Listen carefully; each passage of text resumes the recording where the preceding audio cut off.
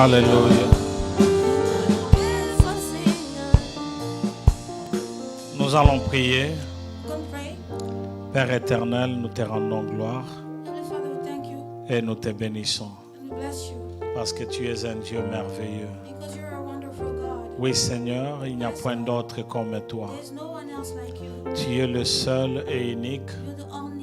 C'est lui qui dit un mot et la chose finit par s'accomplir. Nous recommandons ces instants entre tes mains pour ce grand thème que nous sommes en train de développer. Père éternel, nous prions que ton intelligence soit notre partage, que ta sagesse soit notre partage. Seigneur, que cette parole reste gravée à nous pour que nous puissions bien nous préparer à ta rencontre. Bénis Marvelous Kingdom Life Church. Permets à ce que tout soit pour la gloire de ton nom. Bénis ton serviteur que je suis. Bénis aussi mon interprète. Bénis toute la congrégation. Laisse que la gloire, l'honneur et la puissance te reviennent à jamais. Nous refusons tout ce qui est des distractions. Nous refusons tout ce qui n'élève pas ton nom. Nous les chassons loin de nous au nom de Jésus. Laisse que tous les saints puissent acclamer ton nom parce que c'est toi qui es vivant. Alléluia. Juste pour quelques minutes, nous pouvons nous tenir debout pour lire la parole de Dieu. Et nous allons lire dans le livre de 2 Timothée, le chapitre 3e, le verset 1 jusqu'au verset 5e. Nous sommes dans le livre de 2 Timothée, le chapitre 3e, le verset 1 jusqu'à 5. Pour ceux qui n'ont pas de Bible peuvent regarder ici. La Bible nous dit, sache que dans les derniers jours, il y aura des temps difficiles. Car les hommes seront égoïstes, amis de l'argent, fanfarons hautains, blasphémateurs, rebelles à leurs parents, ingrats, irréligieux, insensibles, déloyaux, calomniateurs, intempérants, cruels, ennemis des gens de bien, traîtres, emportés, enflés d'orgueil, aimant le plaisir plus que Dieu. Le verset 5e dit, ayant l'apparence de la piété, mais reniant ce qui en fait la force. J'aime la dernière partie qui dit, éloigne-toi de ces hommes-là. Éloigne-toi de ces hommes-là. Parole du Seigneur. Je veux que tu regardes ton voisin, ta voisine. Tu peux les saluer. Dis-lui quelque chose de bien. Tu peux lui dire aux ongalangala.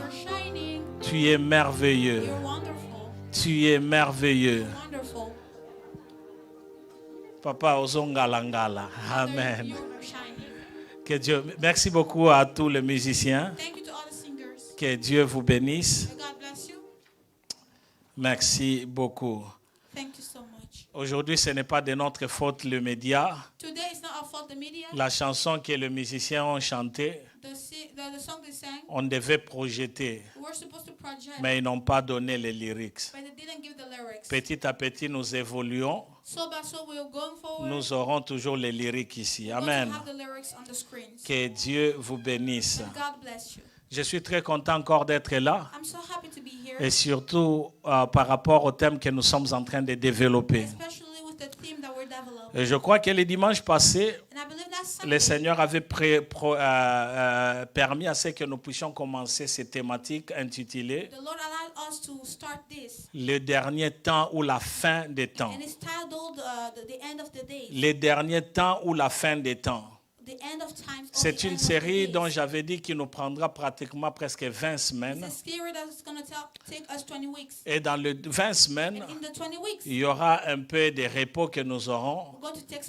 Mais pourquoi est-ce que nous parlons de ces thématiques ici? C'est parce que vouloir ou pas, il y aura la fin des temps. Et lorsque la fin des temps viendra, nous en tant que chrétiens, où est-ce que nous nous reposons? Quelle est la parole qui nous garde afin que dans les derniers jours, que nous puissions savoir comment nous conduire en attendant que notre Sauveur revienne nous chercher. Et c'est pourquoi nous sommes en train de parler de ces thématiques ici.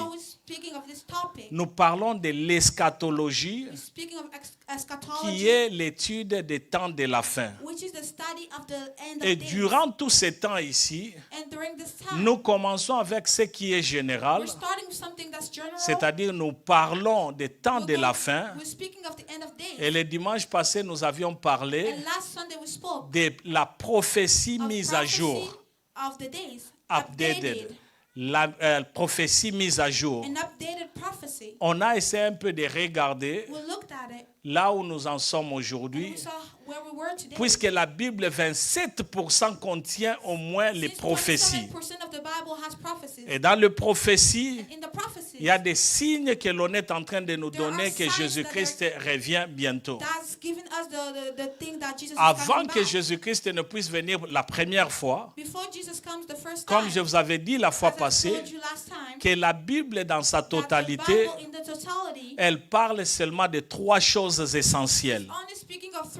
Dans les 3 choses essentielles, la première, c'est que toute la Bible parle seulement de Jésus-Christ. C'est-à-dire toutes les Écritures ramènent seulement à Christ. La deuxième chose, c'est que la Bible nous parle de la première venue de Jésus-Christ. Et il y a eu au moins 330 signes avant que Jésus-Christ ne puisse venir pour la première fois. Et lui-même, avant de rentrer au ciel, la Bible dit qu'il est mort, il est ressuscité et il a promis qu'il reviendra. Il a dit, je m'en vais vous préparer une place. Et la place dont je m'en vais vous préparer, je reviendrai vous chercher, afin que là où moi je suis, que vous puissiez aussi être. Bien-aimés, en tant qu'enfants de Dieu, cette parole doit rester gravée en nous. Pourquoi? Parce que nous avons l'espérance. Nous avons l'assurance.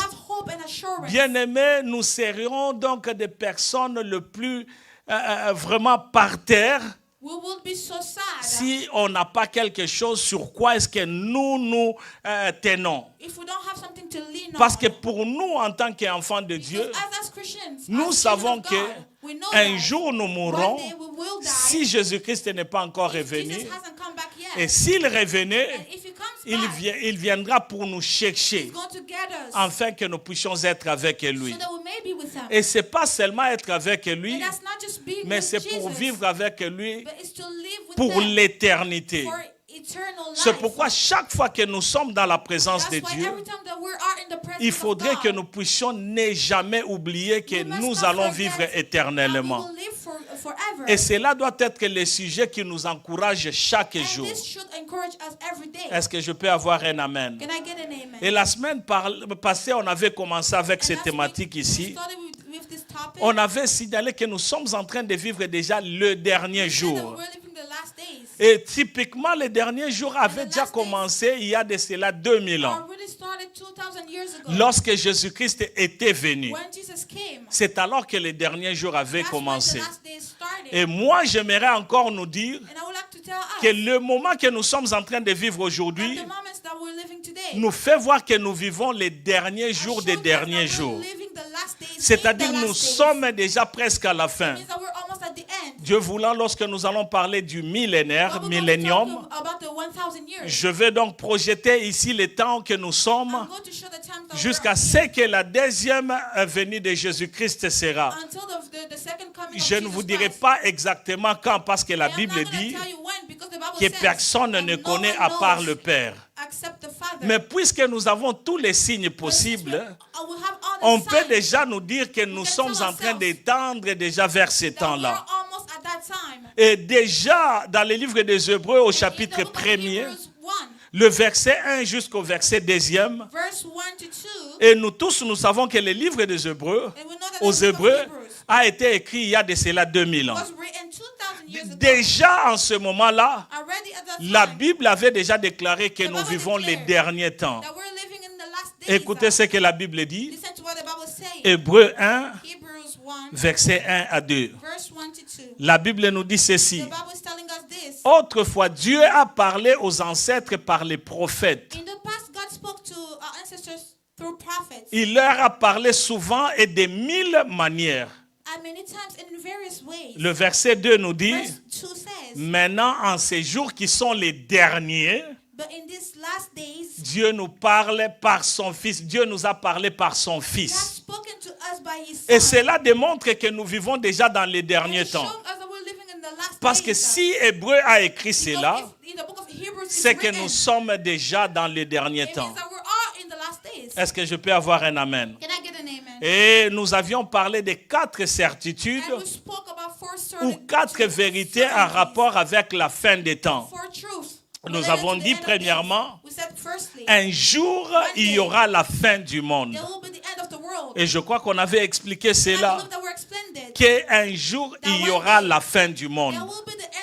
Bien aimé, que nous le voulions ou que nous ne le voulions pas, il y aura la fin du monde.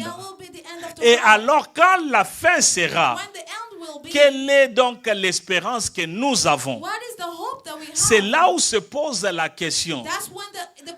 Il y aura une fin. Que ce soit la mort ou que Jésus-Christ revienne, mais il y aura la fin. Alors pour toi et moi en tant que chrétiens, quelle est notre espérance? Est-ce que nous allons disparaître de ce monde ici et puis c'est fini? Ou il y a notre espérance qui repose à la vie éternelle? Et c'est ce qui me pousse de parler de l'eschatologie, parce que nous devrions savoir là où nous nous reposons et les promesses que Jésus-Christ nous a données. Deuxième vérité dont j'avais parlé, c'est qu'un jour Jésus va revenir. Il ne viendra pas pour contempler le monde. Mais je suis dans la joie de nous annoncer qu'il reviendra pour nous chercher.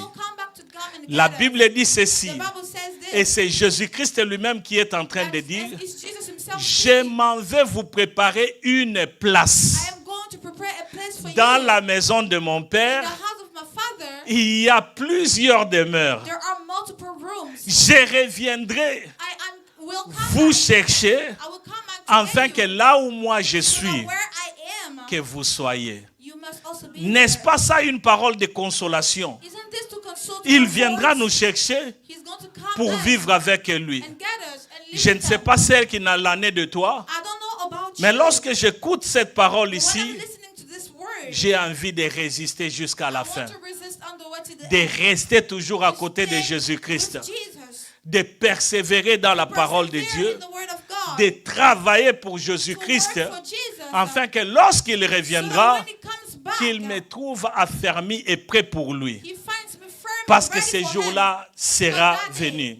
Au troisième chose, nous avions dit, il y aura des signes avant la seconde venue de Christ. Bien-aimés, les signes que nous sommes en train de voir, j'en avais parlé un peu la fois passée. C'est comme si tu es en train d'aller à New York. Tu as ta voiture, tu as les GPS. Bien que tu regardes au GPS, mais tu regardes aussi les signes de l'autoroute. Tu te dis, ici, je dois entrer. Parce qu'on a marqué, c'est ça le chemin que tu dois prendre. Si tu refuses, tu dis, non, je n'irai pas. Même en suivant les GPS, tu vas te perdre. Et c'est pourquoi le Seigneur nous a donné des signes dans la parole de Dieu, afin que nous puissions savoir les derniers temps, les choses qui vont arriver. Et il est à nous maintenant de rester connectés à la parole, afin de marcher toujours sur les chemins que le Seigneur a frayés pour nous, pour que nous ne puissions pas nous perdre, mais au contraire que nous puissions entrer dans la félicité où le Seigneur lui-même veut à ce que nous puissions vivre. Et quatrièmement, on avait dit un jour nous serons sauvés. Oui, aujourd'hui nous sommes sauvés parce que nous avons cru en Jésus-Christ. Nous avons donné nos vies à Jésus-Christ. Mais quand je dis qu'un jour nous serons sauvés, c'est parce que Jésus-Christ nous prendra avec lui. Et à partir de ces jours-là, nous ne connaîtrons plus le malheur, ni le désespoir, ni les problèmes, parce que tout sera fini. Et nous aurons à vivre le meilleur de ce que Jésus-Christ a réservé pour nous. Et aujourd'hui, par la grâce de Dieu, nous allons nous poser une question.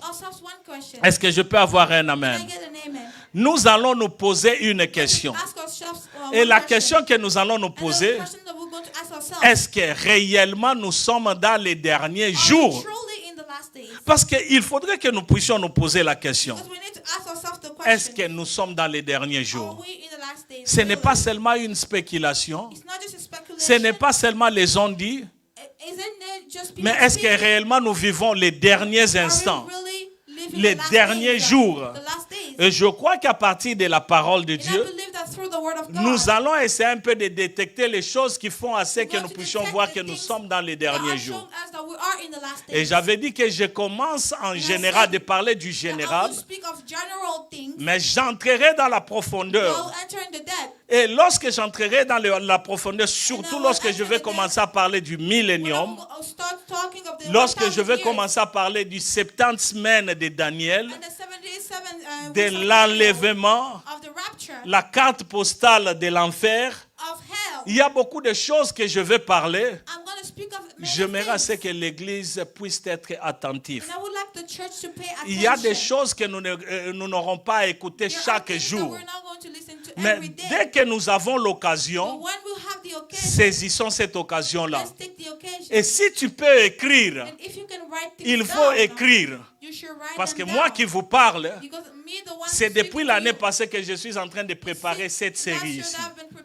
Et je dois souligner que ce n'est pas facile à comprendre, surtout lorsque nous entrons dans plusieurs choses qui a trait à l'enlèvement, à la venue de Christ. C'est pourquoi tout ce que je vais enseigner, je demande à l'église comme l'église primitive d'aller dans la parole et de lire la parole, de vérifier dans la parole, de regarder ce que la parole est en train de dire. Il ne faut pas seulement dire que parce que le pasteur Eddie a dit. Non, il faudrait à ce que la parole puisse te parler à toi aussi. Est-ce que je peux avoir un amen? Et depuis toujours, depuis que Jésus-Christ était parti, beaucoup de gens ont fait des recherches. Ont mené des études par rapport à la fin des temps. Et d'ailleurs, ici aux États-Unis, on a fait plusieurs études concernant la fin des temps. Et on a posé la question à des chrétiens en disant, est-ce que nous sommes dans la fin des temps?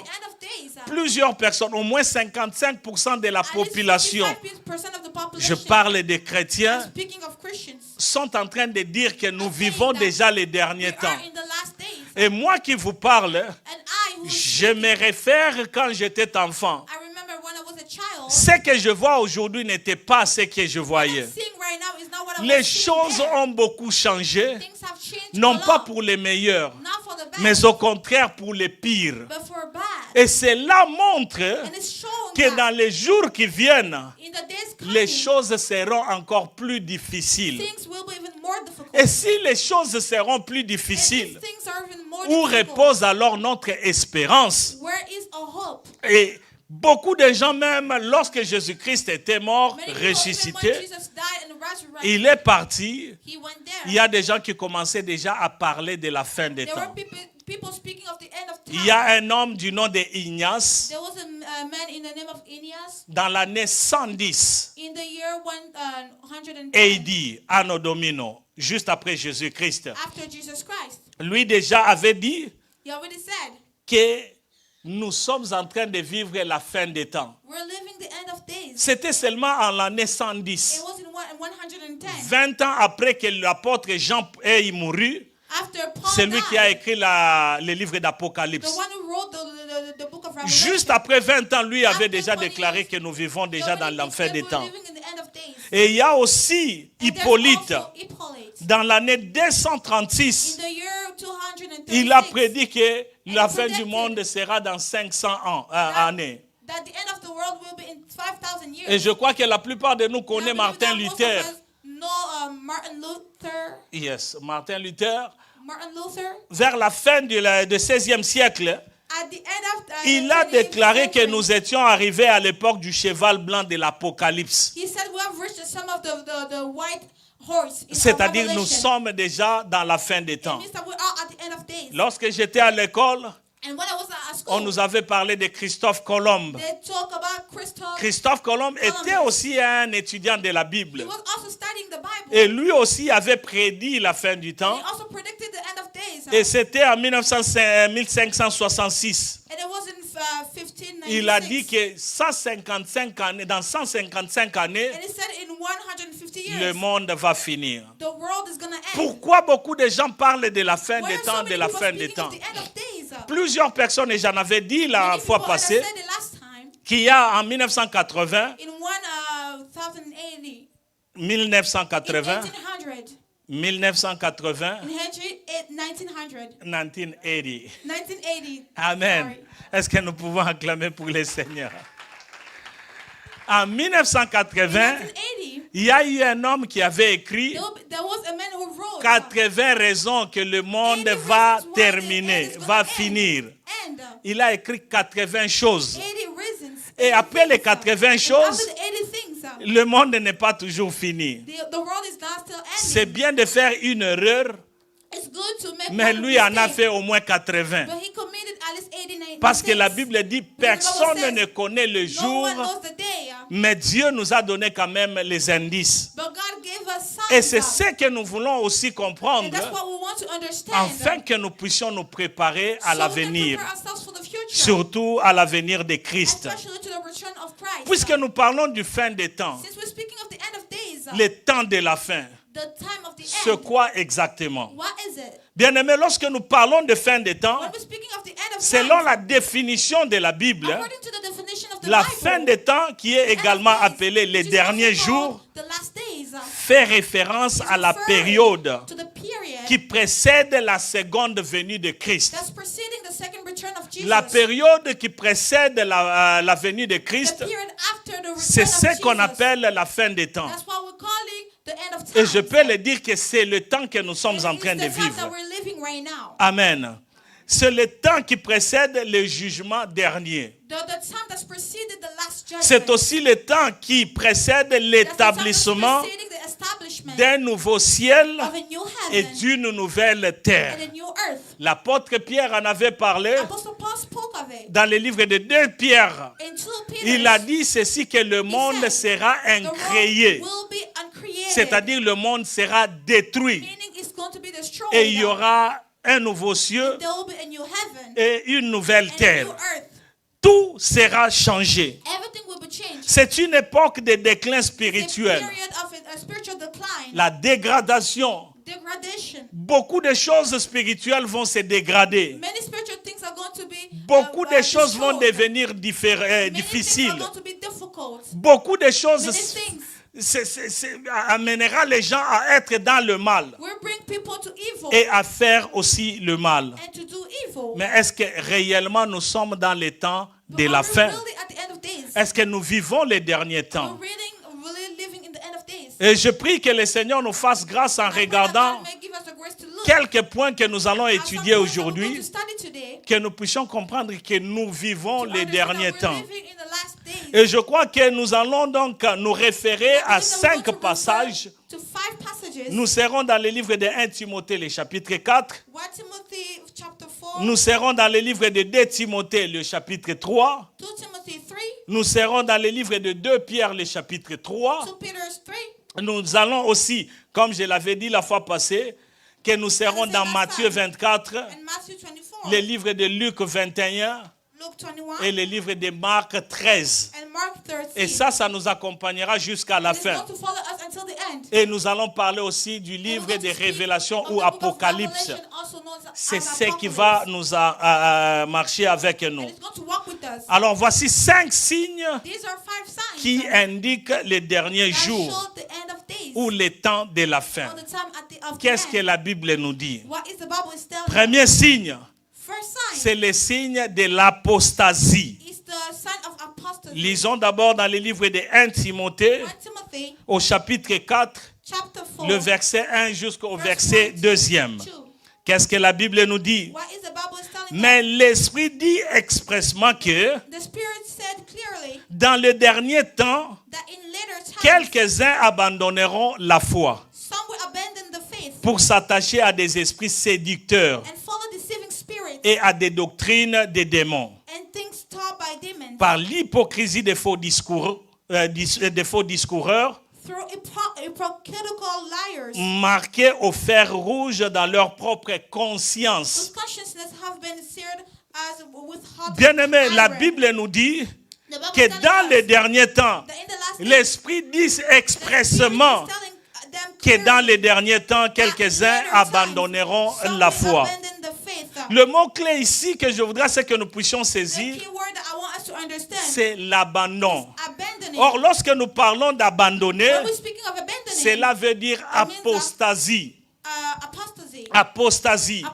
Et le mot apostasier n'indique pas une chute involontaire, mais indique une chute volontaire. C'est-à-dire, tu connais que j'abandonne la foi. Il y a de ces gens-là qui connaissent que Jésus-Christ est là. Nous sommes dans la foi et c'est la vérité. Mais volontairement, ces gens-là refusent de rester dans la foi. Et la Bible dit que dans les derniers temps, il y aura ce genre de personnes qui vont abandonner la foi, qui vont refuser la foi. Et la Bible dit ceci, qu'ils s'attacheront à des esprits séducteurs. Les mots, comme je venais de dire, clé, c'est l'abandon. N'as-tu jamais rencontré cette personne qui connaissait Jésus-Christ et servait Jésus-Christ, mais qui a abandonné la foi? Oui, je connais une histoire, c'était à Goma. Un serviteur, il aimait tellement servir Dieu. Il aimait servir Dieu. Et lorsqu'il y avait des visiteurs, pasteurs qui venaient dans cette église-là, c'est lui qui était toujours avec eux. Et tout le monde l'appréciait. Tout le monde l'aimait. Un jour, un homme de Dieu s'est rendu là-bas. Il a trouvé que la personne qui travaillait beaucoup n'est pas là. Qu'est-ce qui s'est passé?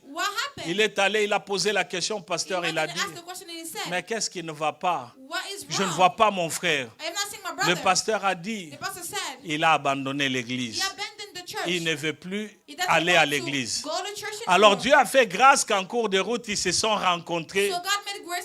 Le pasteur lui a posé la question, mon frère, tu aimais Dieu de tout ton cœur. Pourquoi tu n'es plus à l'église? Il a dit non, ça dure trop. Je voulais l'argent. J'ai choisi l'occultisme. Parce que j'ai gagné rapidement.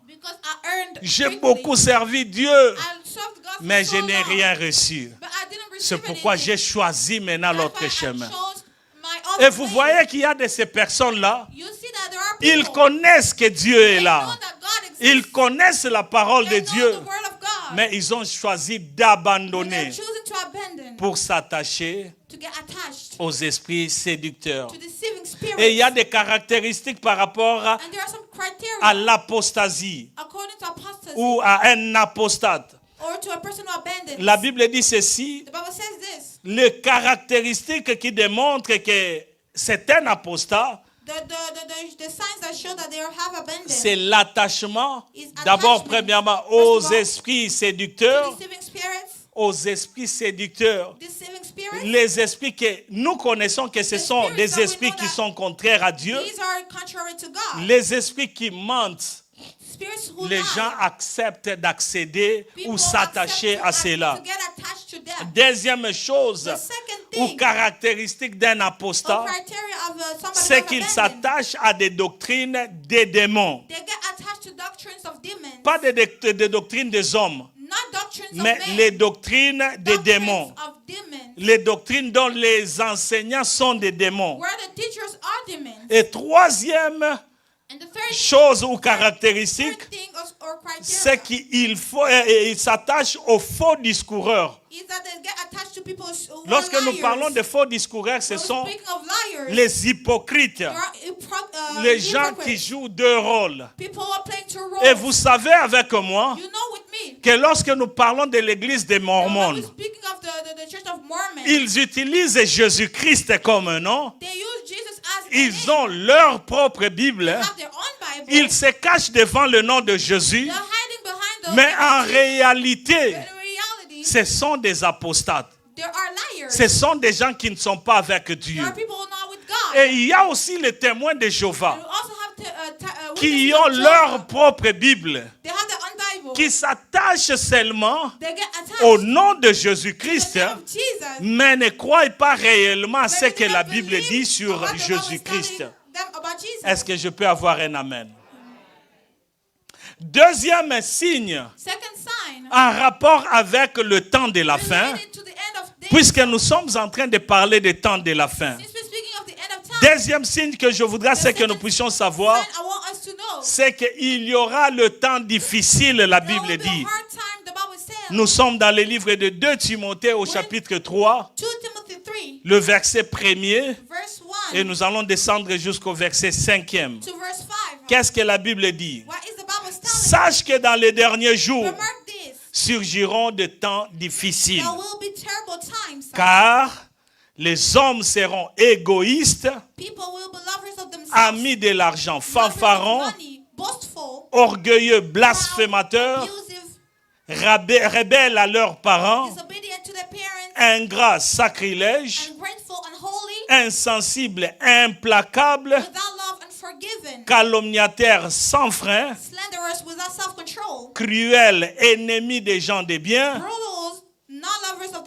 traîtres impulsifs, enflés d'orgueil, aimant leur plaisir plus que Dieu. Et le verset 5e dit, ils garderont la forme extérieure de la piété, mais ils en régneront la puissance. Éloigne-toi de ces hommes. Paul est en train de dire que dans les temps derniers, il y aura des temps difficiles. Bien-aimés, je ne sais pas ce qu'il en est de vous, mais moi je vois que nous traversons déjà des moments difficiles. Des moments difficiles en rapport avec tout ce que la Bible nous dit ici. Et par rapport aux caractéristiques des temps difficiles, la Bible dit, car les hommes seront égoïstes. Égoïstes, c'est ceux qui s'aiment eux-mêmes. N'avez-vous pas encore rencontré des personnes qui s'aiment plus que les autres? Ils veulent tout pour eux-mêmes. C'est-à-dire, ils sont meilleurs plus que les autres. Ce que les autres disent ne dit absolument rien. Lorsqu'il y a une idée, ce sont eux qui sont le meilleur. Ils s'aiment lorsqu'ils portent les habits. Ce sont eux qui portent toujours bien. N'apprécient jamais les autres. Mais ils se disent que nous sommes les meilleurs. Ils veulent tout pour eux-mêmes. La Bible dit qu'il y aura des gens qui seront amis de l'argent. Et là, je le vois chaque jour. Parce qu'on ne donne même plus le temps à Christ. Le temps beaucoup plus, c'est pour l'argent. Or, la Bible nous dit Cherchez premièrement le royaume des cieux et tout vous sera donné par-dessus. Vous savez, lorsque la parole de Dieu dit cherchez premièrement le royaume des cieux, c'est parce que c'est ça l'essentiel. L'essentiel, c'est pas l'argent. Aujourd'hui, tu peux acheter beaucoup de voitures. Tu peux acheter des grandes maisons. Tu peux tout avoir de ce que tu veux.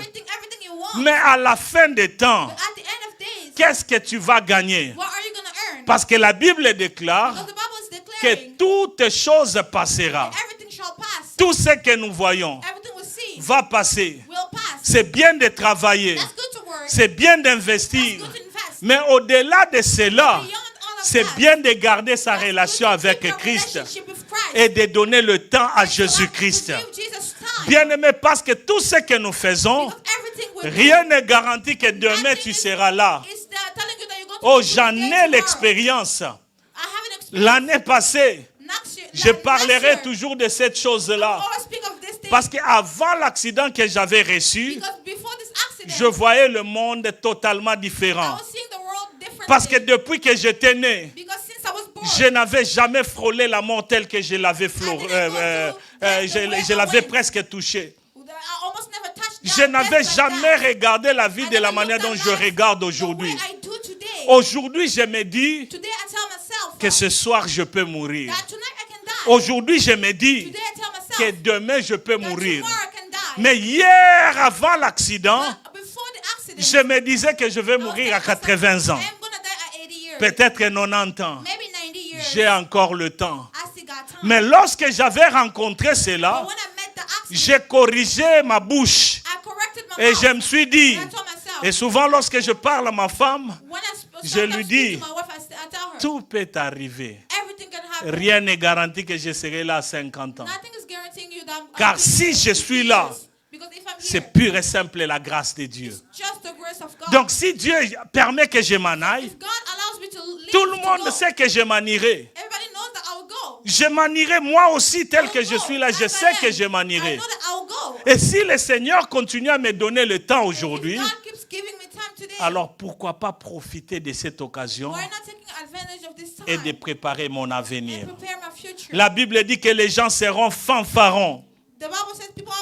Lorsqu'on parle d'un fanfaron, c'est une personne qui souligne avec excès de fierté ses réussites. Tu ne vois pas le genre de voiture que moi je conduis. J'ai une grosse voiture. La maison que j'ai construite au pays.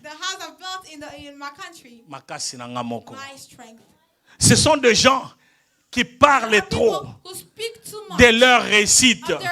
Non, moi, à cet âge ici, voici ce que j'ai accompli. Tous mes amis, je les regarde. Ils n'ont pas encore atteint mon niveau. Ils parlent de trop. Et la Bible dit que ce sont des gens qu'on retrouve dans la fin des temps. La Bible dit ceci, qu'à la fin des temps, il y aura des hommes qui seront orgueilleux. Lorsqu'on parle des orgueilleux, ce sont des personnes qui sont hautains. Les personnes qui regardent les autres, ils les diminuent. À niveau nangate. Match ezate. Que je me tienne debout lui aussi. L'orgueil. Et la Bible dit que l'orgueil précède la chute. Et c'est ce que nous retrouvons en ces jours. Parce qu'il y a de ces gens-là qui ne peuvent pas s'asseoir sur la même chaise avec l'autre en disant non, il sent. C'est pas mon niveau. Quel est le niveau? Parce que le corps que nous avons, c'est un corps qui va passer. C'est un corps qui va complètement passer. C'est pourquoi, bien-aimé, la Bible nous dit que dans les derniers jours, il y aura des gens qui seront orgueilleux, hautains. Et Dieu résiste aux orgueilleux. La Bible dit ceci, qu'à la fin des temps, il y aura des hommes qui seront blasphémateurs. Et si nous pouvons expliquer blasphémateur, ils offensent par les paroles, les propos qui insultent. As-tu déjà regardé un film sans qu'on insulte Dieu? Amen. Tous les films aujourd'hui, il y a toujours des insultes. Il y a toujours des paroles. Et lorsqu'on parle, on utilise même le nom de Jésus-Christ. C'est leur façon maintenant d'insulter. Et là, ils sont en train de blasphémer contre Dieu. Et aujourd'hui, même les enfants de Dieu commencent à porter ces pratiques-là, qu'on a beaucoup plus retrouvées ici aux États-Unis. Et vous verrez qu'ils sont en train de dire cela. Ils parlent avec facilité. Ils font sortir de leur bouche sans aucune crainte. Et vous savez que la personne qui blasphème contre le Saint-Esprit, j'aime beaucoup la parole de Dieu qui nous dit, tu peux blasphémer contre Jésus-Christ, il va te pardonner. Mais contre le Saint-Esprit, qui va te pardonner? Il y a de ces gens-là qui peuvent sceller leur mort éternelle juste par des paroles. Parce qu'ils ne savent pas ce qu'ils sont en train de faire. Les blasphémateurs. La Bible dit qu'à la fin des temps, les hommes seront, les enfants seront rebelles à leurs parents. La rébellion, c'est un état. La rébellion ne peut pas seulement être physique, mais c'est aussi le comportement, l'agissement et ce que l'on dit en coulisses contre les parents. C'est pourquoi, vous savez, lorsque Dieu dit « Honore ton père et ta mère », il y a même une bénédiction qui suit afin que tu vives longtemps. C'est parce que Dieu connaît le taille qu'il y a entre les enfants et le parent. Et c'est pourquoi je veux entrer en ce moment ici, parler à la jeunesse et aux enfants. Dans tout ce que vous faites, ne soyez jamais rebelles aux parents. Ne soyez jamais rebelles aux parents. Vous savez, le parent détient la bénédiction, mais le parent aussi détient la malédiction. Et la malédiction peut-être ne peut pas être prononcée, mais c'est juste les regrets du cœur d'un père ou d'une mère qui peut faire qu'il y ait quelque chose qui entre dans la vie d'une personne. Et la Bible dit que dans la fin des temps, c'est ce que nous voyons aujourd'hui, à la télé tout comme dans la vie courante, il y a de ces enfants-là qui ne respectent plus le parent. Aujourd'hui même les paroles qui sortent de la bouche des parents, l'enfant commence à regarder et commence à dire, moi je connais plus que mon père. Moi je connais plus que ma mère. Ah, aïe, l'autre côté. J'aimerais dire à quelqu'un que lorsque la parole de Dieu nous dit qu'à la fin des temps, les enfants seront rebelles à leurs parents, il faudrait faire attention en tant qu'enfant de Dieu. Toi qui es enfant, tu dois savoir que je dois honorer mon père et je dois honorer ma mère. Et cela, c'est une bénédiction pour mon avenir. Et surtout que nous savons qu'il y a une caractéristique de ce qui montre la fin des temps. Est-ce que tu veux faire partie du camp négatif ou de ce camp de Jésus-Christ qui est la bénédiction des parents sur les enfants? Est-ce que je peux avoir un amen? La Bible dit qu'ils seront ingrats. Ces caractéristiques ici des ingrats, c'est ceux qui ne sont pas reconnaissants ni à Dieu ni aux hommes. Avez-vous déjà rencontré des personnes à qui tu as rendu des services de tout ton cœur? Et c'est la même personne juste après quelques années, cette personne qui commence à tromper ou à mentir à ton sujet. Oh, j'en ai l'expérience. Chaque fois qu'il y avait beaucoup de gens qui venaient, de nouveau venus ici à Lewiston ou Auburn, Et je me souviens d'ailleurs qu'il y avait des gens qui restaient même à l'hôtel.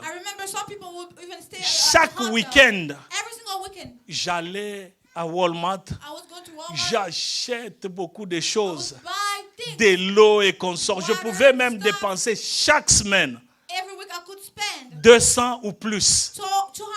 Je me rendais juste pour consoler. Donner ça, donner ça. Pas d'autre idée. Parce qu'il y avait seulement l'intention d'aider.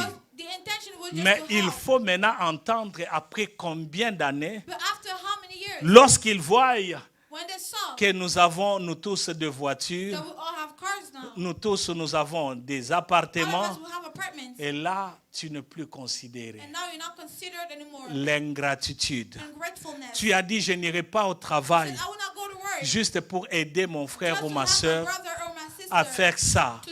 Mais l'autre jour, il y a de ceux-là qui sont ingrats. Ça, c'est les caractéristiques du temps de la fin. Mais cela ne peut pas nous empêcher, nous, en tant qu'enfants de Dieu, de continuer à faire le bien. Et d'ailleurs, c'est ce qui va nous différencier du monde. Parce que la Bible dit qu'il mettra la différence entre ceux qui les servent et ceux qui ne les servent pas. Est-ce que je peux avoir un amen? La Bible dit encore qu'on trouvera à la fin des temps les gens qui seront sacrilèges, irréligieux. Ceux qui ne remplissent leur obligation ni à Dieu ni aux hommes. C'est-à-dire pour eux, Dieu ne dit absolument rien. Église ou pas église, prier ou pas prier, ça ne lui dit absolument rien. Il est irréligieux. Pour lui, c'est lui-même. Et peut-être seulement sa famille, c'est ce qui compte. Et lui-même te le dira.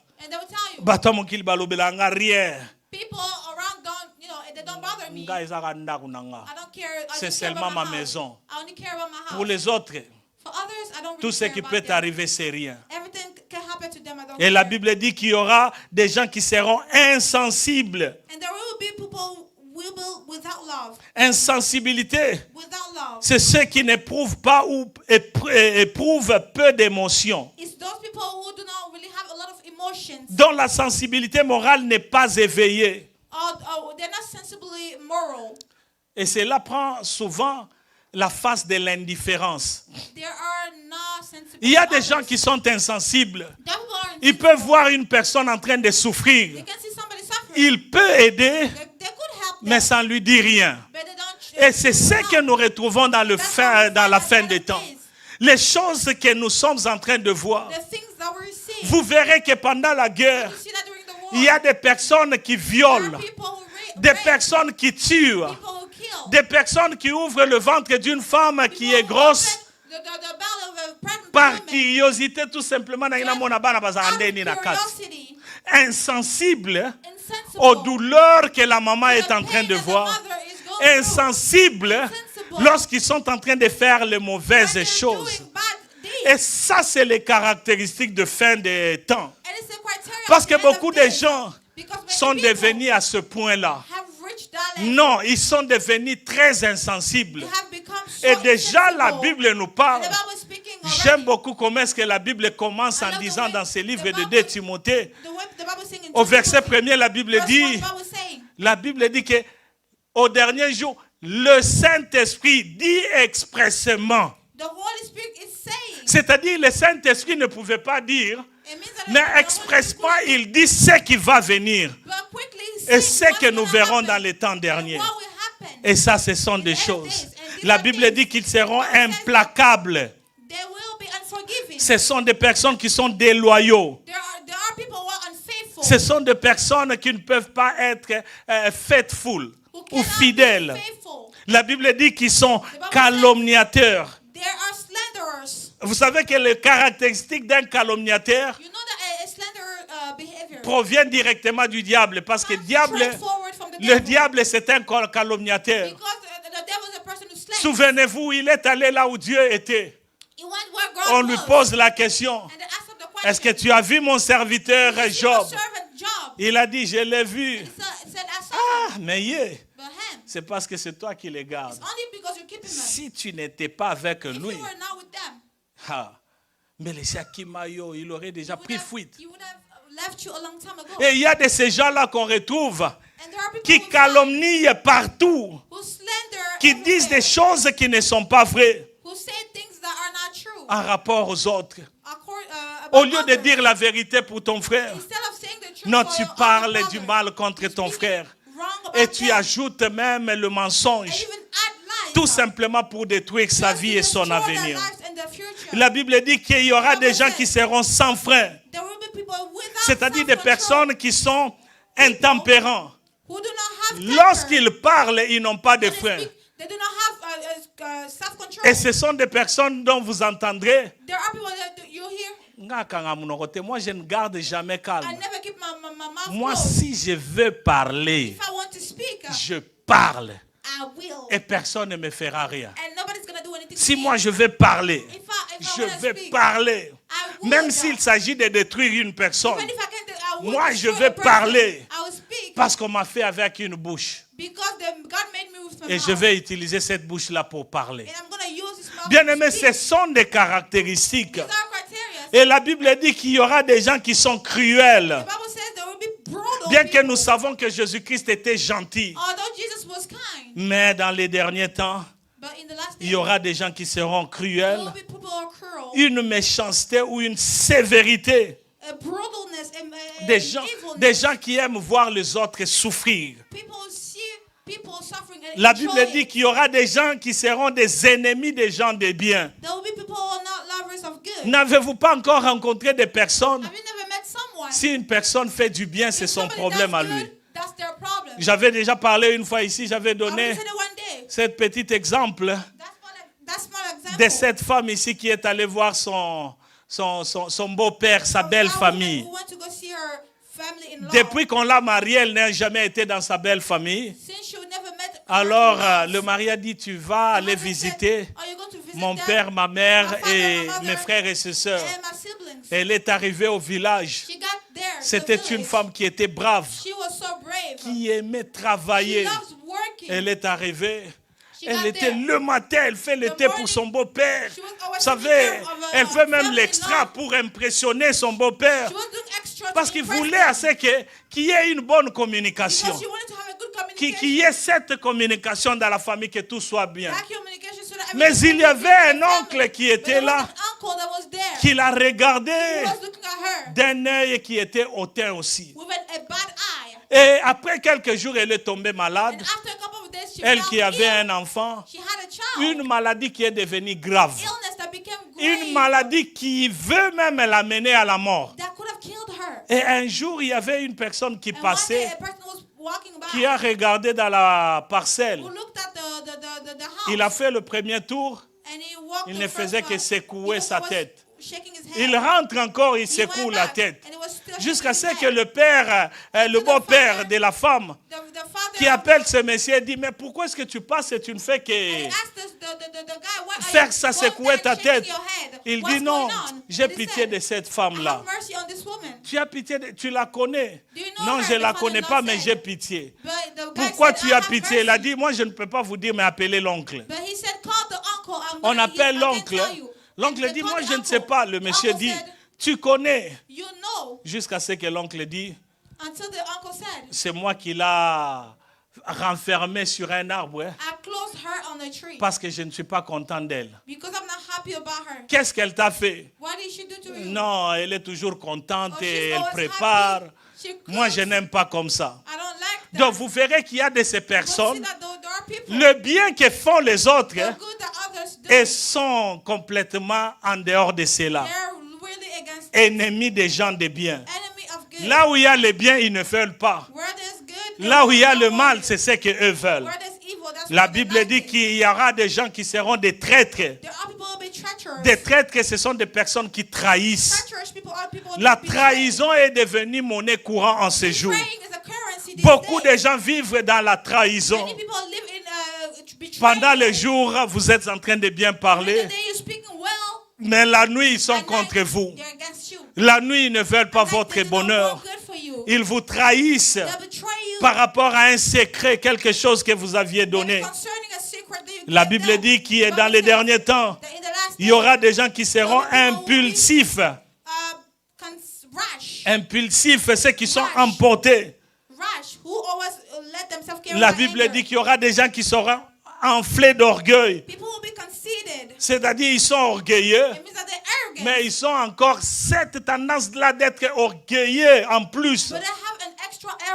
La Bible dit qu'il y aura des gens qui vont aimer leur plaisir plus que Dieu.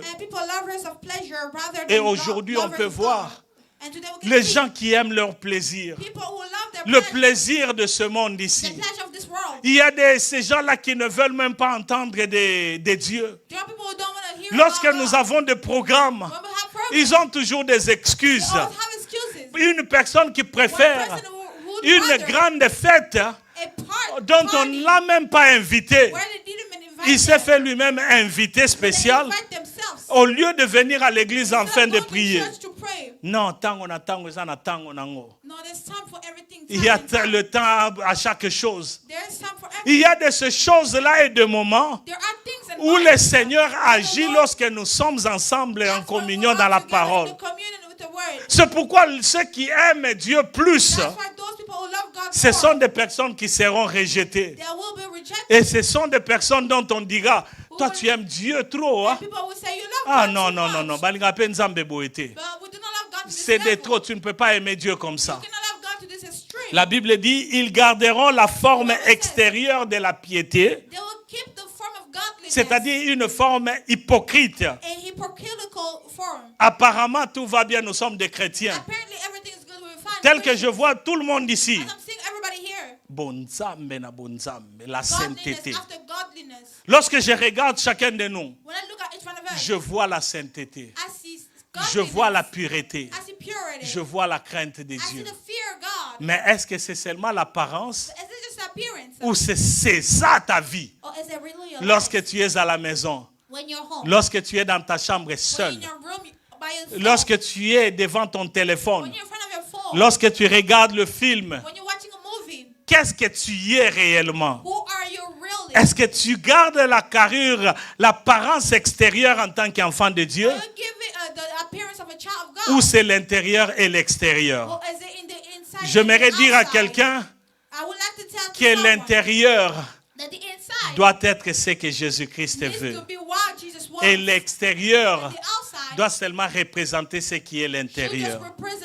Parce que les hypocrites, la Bible dit ceci, si vous n'êtes ni chaud, si vous n'êtes ni froid, je vous vomirai. C'est-à-dire tu n'as pas de place exacte, un peu de Dieu, un peu de Mokili, un peu de terre ou de plaisir du monde. Dieu, Jésus-Christ dit, je te vomirai. Alors il faudrait choisir son camp afin de vivre éternellement. Dans cette série ici, plaise à Dieu que chacun de nous comprenne qu'il n'y aura que deux endroits où nous allons aller. C'est soit l'éternité avec Jésus-Christ, mais c'est soit la mort éternelle. Et là, ce serait dans le lac de feu. J'en parlerai dans les jours qui viennent, lorsque je parlerai de la carte postale de l'enfer. Je parlerai des réalités dont Jésus-Christ lui-même a parlé à propos de l'enfer. Cela, c'est pour que nous puissions être motivés.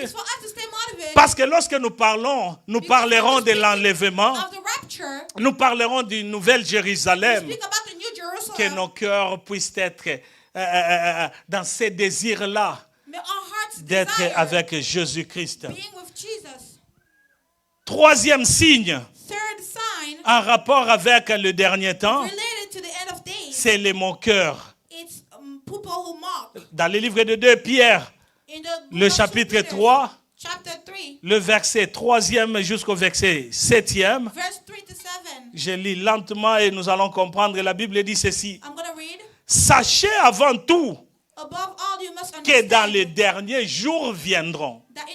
On parle encore des derniers jours.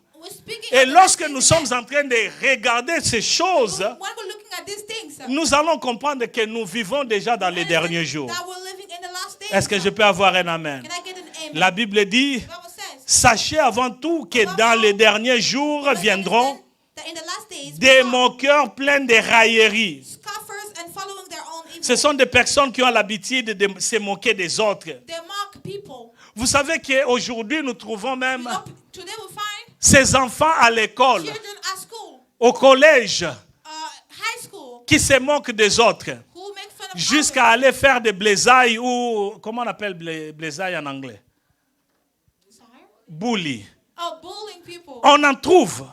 Ce sont des gens qui se moquent, des enfants qui se moquent des autres. Ils se moquent des autres par rapport à l'apparence. Se moquent des autres à cause des habits. Se moquent des autres parce qu'ils viennent peut-être à pied. Et on le trouve, la Bible dit.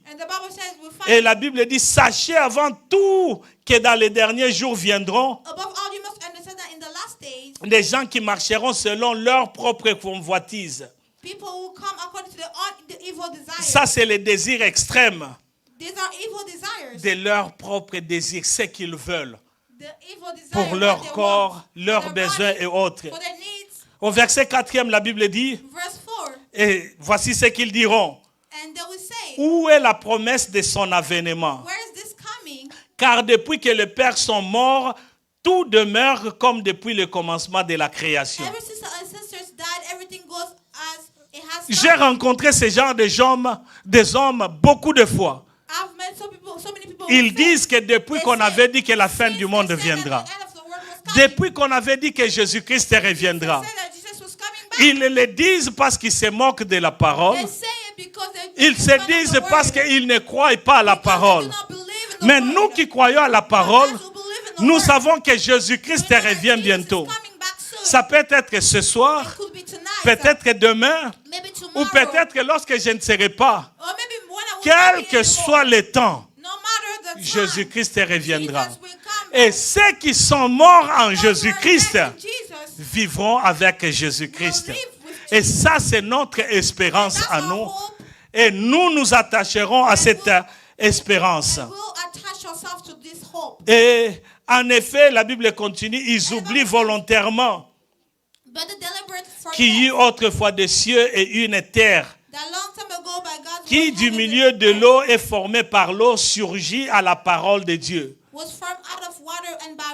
Le verset 6 est que par le même cause le monde d'alors périt submergé par l'eau.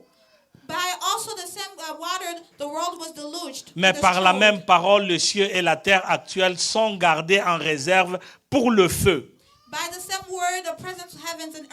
Ce que nous voyons, les hommes qui resteront dans ce monde ici seront gardés pour le feu. Les caractéristiques des personnes ou de choses qui démontrent que nous sommes dans la fin de temps. Quatrième signe, avant que nous puissions finir, c'est les événements catastrophiques. Les événements catastrophiques. Et dans les événements catastrophiques, on en avait parlé la semaine passée.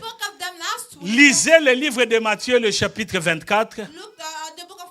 Lisez le livre de Marc, le chapitre 13e. Et lisez aussi le livre de Luc, le chapitre 21. Quand je nous demande de lire, prenons le temps de lire ces passages ici. Matthieu 24 dans son entièreté. Marc 13 dans son entièreté. Marc 13 et Luc le chapitre 21. Et aussi je nous demanderai de lire les livres des révélations. C'est seulement 22 chapitres. On peut lire tous les chapitres, tous les livres. Et lorsque nous allons entamer avec ça, nous allons comprendre. Bien-aimés dans le Seigneur, les choses ou les caractéristiques dont je venais de parler en ce moment, ce sont des choses que nous retrouvons. Rien de ce que nous avons mentionné, on n'a pas encore vu. Nous vivons cela chaque jour. Et la Bible dit que l'Esprit, le Saint-Esprit expressement a dit que voici les choses que nous trouverons dans la fin des temps. Et les choses que nous avons énumérées démontrent que nous sommes dans la fin des temps. C'est le temps où je suis venu maintenant te dire, mon bien-aimé dans le Seigneur, nous ne sommes que des passagers ici sur la terre. Vous savez, la Bible, avant que Jésus-Christ ne puisse venir, il avait déjà prédit qu'il viendrait. Et il est venu. Je me souviens dans le livre de Daniel, le chapitre 9. Lorsque l'ange est venu trouver Daniel, il lui a dit, retiens ces choses ici. Dans 70 semaines, il y a des choses qui vont arriver. Et lorsque nous suivons, j'en parlerai lorsque je parlerai des 69 semaines, il avait déjà prédit l'arrivée de Jésus-Christ. Et dans la 60e et 69e semaine, Jésus-Christ était venu. Et juste après la construction de la mur de Jérusalem, Jésus-Christ, on a compté le 49 ans qui nous a amenés au temps où Jésus-Christ était venu. Il y a des gens qui avaient expliqué cela. Et je crois que par la grâce de Dieu, nous essaierons aussi de parler de cela. Et lorsque Jésus-Christ est venu, malgré les signes qu'on avait donnés, malgré les choses dont on avait parlé, mais Israël n'avait pas connu le temps de la visitation. Et c'est ce que Jésus-Christ avait dit. Oh toi Israël, tu n'as pas connu le temps de ta visitation. Et maintenant ces choses te sont donc fermées. C'est pourquoi je viens te dire aujourd'hui qu'elle ne fait pas pleurer Jésus-Christ. Il nous parle de ces choses afin que nous puissions nous préparer. Pourquoi est-ce que nous endurcissons nos cœurs? Et pourquoi est-ce que nous ne suivons pas l'Éternel? Il est temps que nous puissions abandonner le mal. Il est temps que nous puissions connaître que la fin des temps est là. Il est temps que nous puissions nous donner à la parole de Dieu. Bien-aimé, je suis venu encore te dire une parole dont je parle chaque fois. Il y a lieu de gagner le royaume des cieux et de vivre dans le royaume des cieux individuellement avec Jésus-Christ. Mais il y a lieu de vivre aussi l'éternité avec toute ta famille. Il y a aussi lieu de vivre l'éternité avec Marvelous Kingdom Life. Ensemble, cela est possible.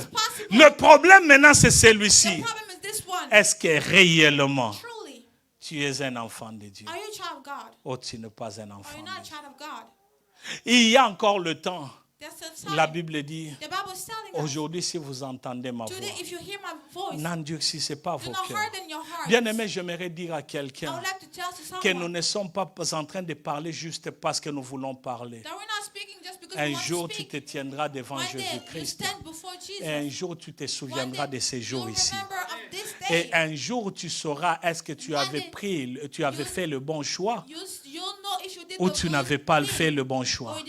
Mais moi, je nous demande et je nous prie. Restons attachés à Jésus-Christ. Restons connectés à Jésus-Christ. Il y a un avenir avec Jésus-Christ. Et cet avenir, c'est la vie éternelle. Pourquoi ne pas vivre la vie éternelle? C'est qu'on a Jésus. Éternellement avec Jésus-Christ. Bien-aimé, je veux assez que tu puisses courber ta tête. Je ne sais pas ta position avec Dieu, mais je sais une chose. Si tu reconnais que tu n'es pas dans la présence de Dieu, en ce moment, tu peux arranger avec Jésus-Christ. Si tu reconnais qu'il y a quelque chose qui ne va pas, il y a lieu que tu puisses parler à Jésus-Christ. Et j'aimerais dire à quelqu'un que peut-être que ce soir, ce serait trop tard. Peut-être que demain sera trop tard. Et aujourd'hui, si tu entends la voix de Dieu, n'endurcissez pas ton cœur. Je veux que tu courbes ta tête. Et lorsque tu courbes ta tête, c'est lui qui n'a pas encore donné sa vie à Jésus-Christ. Je veux que tu élèves seulement ta main. Parce que le fait de donner ta vie à Jésus-Christ démontre que tu dis que Jésus-Christ est devenu mon sauveur et mon Seigneur. Et aujourd'hui, je prends l'engagement de le suivre toute ma vie. Il y a encore le temps aujourd'hui. C'est pourquoi, bien-aimé, avant que nous ne puissions prier, si tu n'as pas encore donné ta vie à Jésus-Christ, pourquoi ne pas le faire aujourd'hui? Élève seulement ta main là où tu es. Et je vais prier avec toi. Est-ce qu'il y a quelqu'un qui n'a pas encore donné sa vie à Jésus-Christ? Est-ce qu'il y a quelqu'un? Ne regarde pas ton voisin parce qu'il a sa propre vie. Ne regarde pas ta voisine parce qu'elle a sa propre vie. Chacun de nous a sa propre vie. Et moi, j'aimerais vivre pour ma propre vie et non pas vivre la vie d'une autre personne. Alors que je suis en train de parler, je ressens dans mon cœur la puissance du Saint-Esprit. Le Saint-Esprit qui est en train de plaider, qui est en train de demander à quelqu'un, n'endurcis pas ton cœur. Si tu n'as pas encore donné ta vie, est-ce que tu peux élever ta voix? Vous savez, un cœur qui est repentant, c'est un cœur en ce moment ici. Si elle reconnaît qu'elle n'est pas dans la présence de Dieu, elle peut venir ici devant s'agenouiller, devant l'autel de Dieu, afin de prier devant le Seigneur. Et aujourd'hui, nous en avons l'occasion. Si tu sens que tu peux venir devant ici et te mettre à genoux devant l'Éternel et de prier, de demander la grâce de Dieu sur ta vie, le temps t'est donné.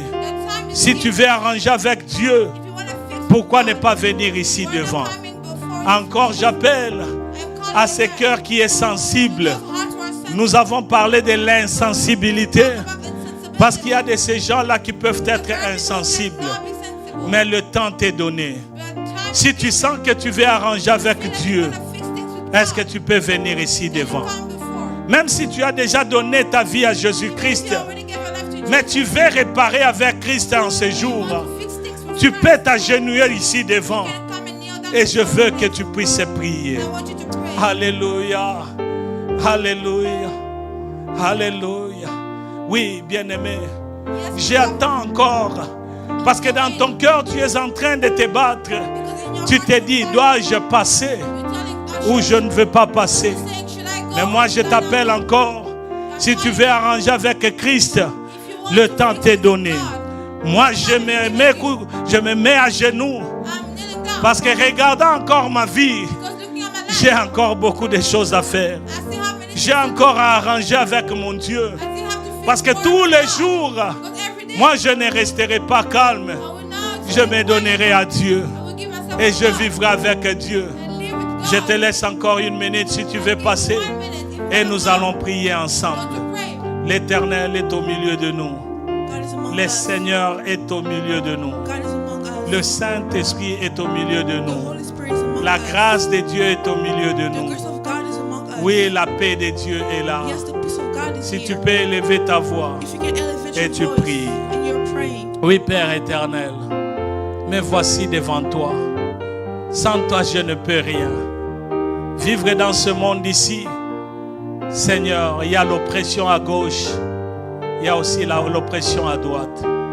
Je me sens comme étouffé. Parce que Seigneur, ce monde, quel que soit là où je passe, il y a toujours des tentations et des choses qui veulent m'enfermer. Père, je prie. Je voudrais, Seigneur, demeurer dans ta présence. Marcher conformément à ta parole, faisant ce que toi tu veux, ce que je puisse faire. Parce que Seigneur, sans toi, je ne ferai rien, je n'irai nulle part. Mais puisque je me confie en toi, ta parole dit, recommande ton sort à l'Éternel et mets en lui ta confiance et l'Éternel agira. Père, je prie pour ma vie, je prie pour mon avenir, je prie pour ma consécration et je prie pour ma relation avec toi. Père, je prie et je me mets devant toi. Je recommande ma vie entre tes mains. Je recommande la vie de cette église entre tes mains. Je recommande la vie de chacun de nous entre tes mains. Père, le moment nous est donné, le temps nous est donné, afin que nous puissions arranger avec toi. Et toi qui vois dans les secrets, tu connais, Seigneur, ce que nous sommes. Et puisque nous nous approchons de toi, il est dit dans ta parole que toi, ô Dieu qui écoute la prière, tout le monde viendra à toi. Père, Nous sommes là parce que c'est toi qui écoutes la prière de tes enfants. Nous sommes là, Jésus-Christ. Je te prie de sanctifier ton Église, de purifier ton Église, de laver ton Église. Je te prie de nous être favorables et de marcher avec nous. Je te prie de nous amener, Seigneur, sur les chemins que toi tu as frayés pour nous, afin que nous puissions marcher dans ta gloire et dans ta grâce, dans ta puissance et dans ta bonté, que nous puissions vivre, Seigneur, selon que toi tu nous demandes de le faire, car loin de toi c'est la mort et loin de toi nous n'irons nulle part. Mais puisque, Seigneur, nous t'invitons, il est dit dans ta parole, invoque-moi et je te répondrai, je t'annoncerai des choses cachées, des choses que tu ne connais pas. C'est notre prière ce matin. Merci mon Dieu, mon roi, pour ta grâce. Merci pour ta fidélité. Merci parce que tu bénis chacun de nous. Et tu nous amènes, Seigneur, à nous préparer. Afin que lorsque tu reviendras, Père, que nous puissions être avec toi et toi avec nous.